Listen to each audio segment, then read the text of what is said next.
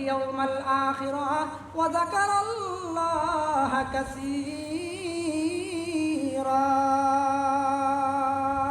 এই আয়াতের মর্ম কত হইল গিয়া আল্লাহ পাক রব্বুল আলামিন বয়ান ফরমাইন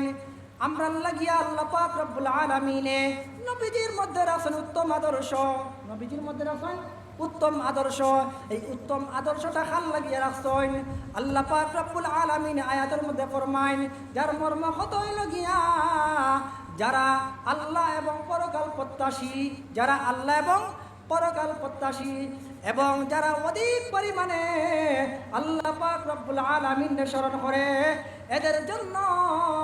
নবী করিম সাল্লাল্লাহু আলাইহি ওয়াসাল্লামের মধ্যে রয়েছে উত্তম আদর্শ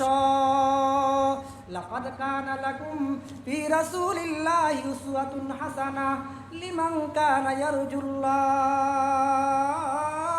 ওয়াল ইয়াউমাল আখির ওয়া যাকারাল্লাহ কাসীরা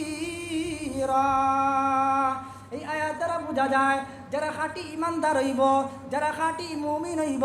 খাঁটি ইমানদার যারা খাঁটি মুমিন যারা তারাই নবীজির উত্তম আদর্শ মানতে পারবো নবীজির উত্তম আদর্শ মানতে পারবো আর যারা মুনাফিক যারা বেঈমান যারা তারা নবীজির উত্তম আদর্শ মানতে পারতো না।